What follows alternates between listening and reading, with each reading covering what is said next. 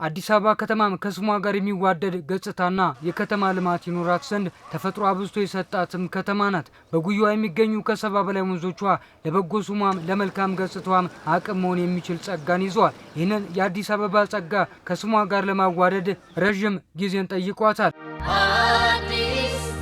አዲስ አበባ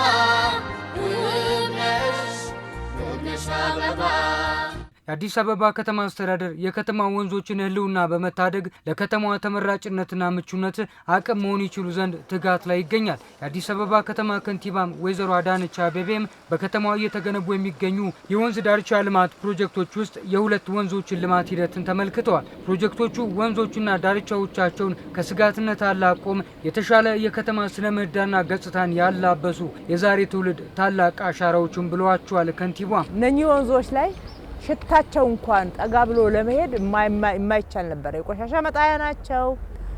በተለያየ መንገድ ወንጀል የሚሰራባቸው ጨለማ ስፍራዎች፣ ሰው የማይጠጋባቸው ነበሩ። በተለያየ መንገድ ህገወጥ ተግባር የሰሩ ወይም ወንጀልን የፈጸሙ ሰዎች መጥተው የሚሸሸጉበት ካስፈለገም ደግሞ እዛ ትናንሽ ቤቶችን ሰርተው የሚኖሩበት አካባቢ ነበር። ዛሬ ጫካው ተገልጧል፣ ጨለማው በርቷል። ለከተማችን ትልቅ የቱሪስት መዳረሻ ስፍራ ሆኗል። የከተማችን ነዋሪዎችም ደግሞ መናፈስ አለባቸው።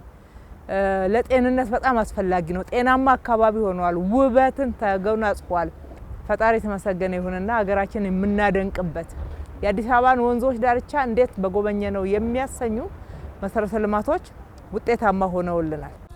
አዲስ አበባ አዲስ አበባ አዲስ አበባ አዲስ አበባ ለአዲስ አበባም ለሀገርም አዲስ ደግሞ ምሳሌ የሆነው የወንዝ ዳርቻ ልማት የከተማዋን ህልውና በጽኑ መሰረት ላይ ለማኖር የከተማዋን ከስሟ የመስተካከል ትጋትንም ለማሳለጥ የሚያግዝ ውጤት እየተገኘበት ስለመሆኑ ከንቲባም ወይዘሮ አዳነች አቤቤም አስታውቀዋል። የወንዝ ዳርቻ ልማት እንግዲህ በኢትዮጵያ አዲስ አይነት ልማት ነው። በድፍረት የጀመርነው ነው። በድፍረት ጀምረን በብቃት በልቀት ሰርተናል ብለን እናምናለን። ስራዎቹ ይሄንን ይመሰክራሉ።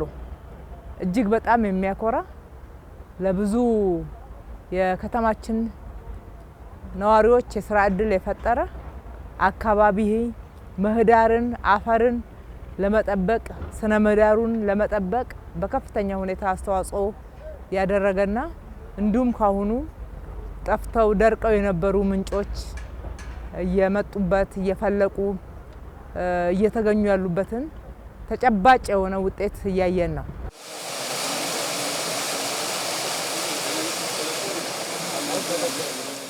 የወንዝ ዳርቻ ልማት ፕሮጀክቶች የአዲስ አበባን የውሃ ምንጮች የመታደግ አበርክቷቸው ባሻገርም ከተማዋንም ሀገርንም በጸና መደላድል ለትውልድ ማሻገር የሚያስችል የዘላቂ ልማት ስራ ማሳያ መሆናቸውንም ገልጸዋል። ከንቲባም ወክወዩ የተሽከርካሪው የሳይክል መንጃው ድልድዮቹን አጠቃላይ በየቦታው የተሰሩ ግድቦች ውሃው መጥራቱ ከብክለት ነፃ መደረጉ አጠቃላይ ደምረን ስናየው በእውነት ትልቅ ስራ ከፍ ያለ ስራ ሀገርን በከፍተኛ ሁኔታ ለመጪው ትውልድ ለማሸጋገር የሚችል ዘላቂ ልማት የተሰራበት ነው። እነዚህ ፕሮጀክቶች የአዲስ አበባን ስነ ምህዳር በዘላቂነት እንዲጠበቅ ከማድረግ አልፈው የነገ የከተማዋ ፍላጎትና የቤት ስራዎችን ታሳቢ ያደረጉ ተጨማሪ ልማቶችንም ጭምር ያካተቱ መሆናቸውንም ከንቲባም ወይዘሮ አዳነች አቤቤም አስታውቀዋል። አሁን የምንገኝበት ደግሞ ቀበና ድልድይ ጋር ነው። እንደዚህ አይነት ግድብ አይታሰብም በአዲስ አበባ ውስጥ። ትልቅ ግድብ ሰርተናል። ትልቅ መዝናኛም ነው፣ የቱሪስት መዳረሻ ነው። ለአካባቢው ትልቅ የሆነ ጤናማ እይታንና ጤናማ መዝናኛ ቦታን የሚፈጥር ነው። እንደገና ደግሞ በከተማችን ላይ ያለውን የመጠጥ ውሃ ችግር ለመፍታትም ጭምር የተጠቀምንበት ነው ማለት ነው።